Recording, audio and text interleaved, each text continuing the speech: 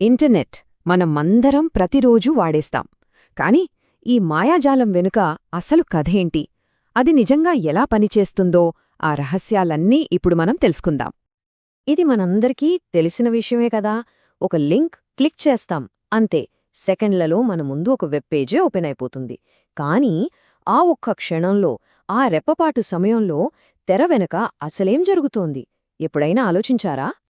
సరే, దీన్ని మనం ఒక కథలా చూద్దాం. మన కంప్యూటర్ నుంచి బయల్దేరిన ఒక చిన్న డేటా ముక్క, అది ప్రపంచమంతా ఎలా ప్రయాణం చేసి మనకు కావలసిన సమాచారాన్ని తిరిగి మన స్క్రీన్ మీదకి తీసుకొస్తుందో ఆ అద్భుతమైన జర్నీని మనం స్టెప్ బై స్టెప్ ఫాలో అవుదాం.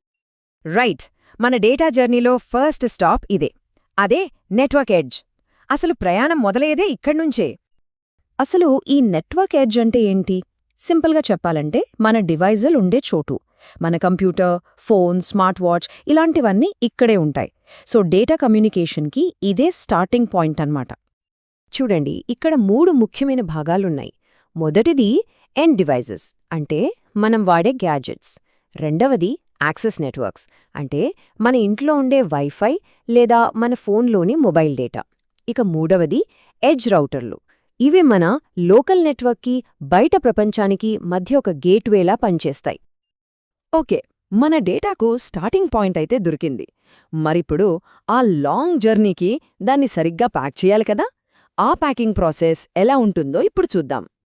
ఇది అర్థం చేసుకోవడానికి ఒక సింపుల్ అనాలజీ చూద్దాం. ఇద్దరు స్నేహితులు, మరియా ఇంకా ఆన్, ఒకరికొకరు రహస్య ఉత్తరాలు పంపుకుంటున్నారనుకోండి.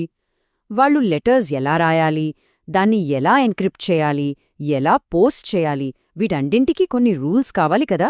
నెట్వర్క్లకు కూడా అలాంటి రూల్స్ అవసరం. వాటినే మనం ప్రోటోకాల్స్ అంటాం. ఈ ప్రోటోకాల్ లేయరింగ్ అంటే ఏంటంటే, ఒక పెద్ద కాంప్లెక్స్ పనిని చిన్న చిన్న సింపుల్ పనులుగా విడగొట్టడం. డేటాని ప్రయాణానికి రెడీ చేయడానికి ఇదొక అసెంబ్లీ లైన్ లాంటిదనమాట. ప్రతి లేయర్ తన పని తాను పూర్తి చేసి నెక్స్ట్ లేయర్కు పంపిస్తుంది. సరే, మన డేటా తన జర్నీకి ఎలా రెడీ అవుతుందో, అంటే ఎలా ప్యాక్ అవుతుందో చూద్దాం. ఫస్ట్ అప్లికేషన్ లేయర్, అంటే మన బ్రౌజర్ ఒక రిక్వెస్ట్ క్రియేట్ చేస్తుంది. ఆ తర్వాత ట్రాన్స్పోర్ట్ లేయర్ ఆ డేటాని చిన్న చిన్న మొక్కలుగా కట్ చేసి వాటికి సీక్వెన్స్ నంబర్లు ఇస్తుంది. ఆ తర్వాత ఇంటర్నెట్ లేయర్ ప్రతి మొక్కకి టు ఇంకా ఫ్రమ్ అడ్రస్ తగిలిస్తుంది. అప్పుడు దాన్ని ప్యాకెట్ అంటాం. ఫైనల్గా నెట్వర్క్ యాక్సెస్ లేయర్ ఈ ప్యాకెట్ని వైఫై ద్వారానో కేబుల్ ద్వారానో పంపించడానికి సిద్ధం చేస్తుంది. ఇక్కడ మనం 2 ముఖ్యమైన ప్రోటోకాల్స్ గురించి తెలుసుకోవాలి: టీసీపీ ఇంకా యూడీపీ. టీసీపీ అనేది మనం కొరియర్లో పంపే ఒక ట్రాక్ చేయగలిగే ప్యాకేజీ లాంటిది. అది చేరిందా లేదా అని కన్ఫర్మ్ చేసుకుంటుంది. మధ్యలో ఏమైనా పోతే మళ్ళీ పంపుతుంది. అందుకే ఇది చాలా నమ్మకమైనది. ఈమెయిల్స్, ఫైల్ ట్రాన్స్ఫర్స్కి దీన్నే వాడతారు. మరి యూడీపీ ఏంటి? ఇదొక పోస్ట్ కార్డ్ లాంటిది. పంపించడమే దాని పని, చేరిందా లేదా అనే గ్యారంటీ లేదు. కానీ ఇది చాలా ఫాస్ట్. అందుకే వీడియో స్ట్రీమింగ్, ఆన్లైన్ గేమింగ్ లాంటి వాటికి యూడీపీని వాడతారు. రైట్, మన డేటా ప్యాకెట్ ఇప్పుడు అడ్రస్తో సహా ప్రయాణానికి సిద్ధంగా ఉంది. ఇప్పుడు అది ఇంటర్నెట్ అనే ఒక పెద్ద డిజిటల్ చిట్టడవిలోకి ప్రవేశిస్తోంది. ఆ కోర్ నెట్వర్క్లో అది తన దారిని ఎలా కనుక్కుంటుందో చూద్దాం. నెట్వర్క్ కోర్, దీన్ని మనం ఇంటర్నెట్ యొక్క సూపర్ హైవే సిస్టమ్ అనుకోవచ్చు. ఇందులో హైస్పీడ్ రౌటర్లు, పెద్ద పెద్ద కేబుల్స్ ఉంటాయి. ఈ రౌటర్లు అచ్చం మన ట్రాఫిక్ పోలీసులా పనిచేస్తాయన్నమాట. ప్రతి డేటా ప్యాకెట్ని ఆపి దాని అడ్రస్ చూసి సరైన దారిలో పంపిస్తాయి. అయితే ఈ ప్రయాణమంతా సులువు కాదు. మన డేటా ప్యాకెట్ తన జర్నీలో కొన్ని సవాళ్లను ఎదుర్కోవాల్సి ఉంటుంది. అవేంటంటే డీలే, అంటే ఆలస్యం; లాస్, అంటే కొన్నిసార్లు ప్యాకెట్లు దారిలో తప్పిపోవడం; ఇంకా త్రూపుట్, అంటే అసలు డేటా ఎంత స్పీడ్తో డెస్టినేషన్కి చేరుతోంది అనేది. ఇవన్నీ నెట్వర్క్ పర్ఫార్మెన్స్ని డిసైడ్ చేస్తాయి. మనకి నెట్ స్లోగా ఉన్నప్పుడు ల్యాగ్ అంటాం కదా. ఆ ఆలస్యం ఎందుకు జరుగుతుందో చూద్దాం. 1 ప్రాసెసింగ్ డిలే, అంటే రౌటర్ దగ్గర అడ్రస్ చెక్ చేయడానికి పట్టే టైం. 2 క్యూయింగ్ డిలే, అంటే రౌటర్ బిజీగా ఉన్నప్పుడు మన ప్యాకెట్ తన టర్న్ కోసం లైన్లో వెయిట్ చేయడం.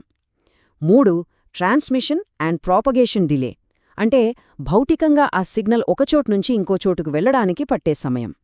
ఈ ఆలస్యాలన్నీ కలిస్తేనే మనకు ఆ ల్యాగ్ తెలుస్తుంది. ఇప్పటిదాకా మనం డిజిటల్గా మాట్లాడాం, కానీ అసలీ డేటా భౌతికంగా ఎలా ప్రయాణిస్తుంది? అంటే కేబుల్స్లో, గాలిలో ఎలా వెళ్తుంది? ఆ ఫిజికల్ కనెక్షన్ గురించి ఇప్పుడు తెలుసుకుందాం.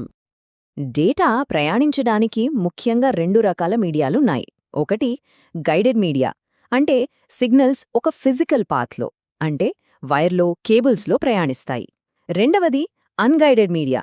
ఇక్కడ సిగ్నల్స్ గాలిలో ఫ్రీగా వెళ్తాయి, అంటే వైర్లెస్ అన్నమాట. గైడెడ్ మీడియాలో కొన్ని ఉదాహరణలు చూస్తే ట్విస్టెడ్ పేర్ కేబుల్, అంటే మన ల్యాన్ కేబుల్స్. తర్వాత కోయాక్షియల్ కేబుల్, ఇది కేబుల్ టీవీకి, ఇంటర్నెట్కి వాడతారు. కానీ వీటన్నిట్లో హీరో ఫైబర్ ఆప్టిక్ కేబుల్. ఇవి గాజుపోగులతో తయారవుతాయి, డేటాని లైట్ పల్సెస్ రూపంలో పంపిస్తాయి. ఇంటర్నెట్కి బ్యాక్బోన్ లాంటివి ఇవే. ఖండంతరాలను కలిపే సముద్ర గర్భంలోని కేబుల్స్ అన్నీ ఇవే. ఇక అన్గైడెడ్ మీడియా అంటే గాలిలో ప్రయాణించే సిగ్నల్స్ విషయానికొస్తే మన వైఫై, 4G, 5G ఇవన్నీ రేడియో వేవ్స్ని వాడతాయి. శాటిలైట్ కమ్యూనికేషన్స్లో మైక్రోవేవ్స్ వాడతారు. చివరికి మన టీవీ రిమోట్ కూడా ఇన్ఫ్రారెడ్ వేవ్స్తోనే పనిచేస్తుంది. సో ప్రతి వైర్లెస్ టెక్నాలజీకి ఒక ప్రత్యేకమైన తరంగం ఉంటుందన్నమాట. సరే, మన డేటా ప్యాకెట్ ప్రయాణం దాదాపుగా ముగింపుకొచ్చింది. ఇప్పుడు జరిగిన ఈ అద్భుతమైన ప్రాసెస్ మొత్తాన్ని ఒకసారి వెనక్కి తిరిగి చూసి ఆ బిగ్ పిక్చర్ ఏంటో అర్థం చేసుకుందాం. ఒకసారి క్విక్గా రీక్యాప్ చేద్దాం. ఫస్ట్, మన బ్రౌజర్ ఒక రిక్వెస్ట్ పంపుతుంది. సెకండ్, ఆ డేటా ప్యాకెట్లుగా ప్యాక్ అవుతుంది. థర్డ్, మన లోకల్ నెట్వర్క్ నుంచి బయల్దేరుతుంది. ఫోర్త్, గ్లోబల్ నెట్వర్క్ కోర్లో సరైన దారిలో వెళ్తుంది. ఫిఫ్త్, కేబుల్స్ లేదా గాలి ద్వారా వేగంగా ప్రయాణిస్తుంది. ఫైనల్గా డెస్టినేషన్కి చేరి ప్యాకెట్స్ అన్నీ మళ్ళీ కలిసిపోయి మనకు వెబ్ పేజ్లా కనిపిస్తుంది. ఇదంతా కేవలం కొన్ని మిల్లీ సెకండ్లలో జరిగిపోతుంది. నిజంగా ఎంత అద్భుతం కదా! మనం కనురెప్ప వేసే లోపల ప్రపంచవ్యాప్తంగా ఉన్న వేల కొద్దీ సిస్టమ్స్ అన్నీ ఒకదానితో ఒకటి మాట్లాడుకుని, పర్ఫెక్ట్గా కోఆర్డినేట్ చేసుకుని, ఒకే ఒక వెబ్ పేజ్ని మన స్క్రీన్ మీదకు తీసుకొచ్చాయి. అంటే ఈ గ్లోబల్ సిస్టమ్ అనేది ఎవరి ఒక్కరి ఆస్తి కాదు. ఇది కొన్ని ఓపెన్ స్టాండర్డ్స్ మీద, అందరి సహకారం మీద నిర్మించబడింది. మరి ఇంత అద్భుతమైన వ్యవస్థను భవిష్యత్తు కోసం మనం ఎలా కాపాడుకోవాలి? ఈ ప్రశ్నతో ఈ విశ్లేషణను ముగిస్తున్నాను. దీని గురించి ఆలోచించండి.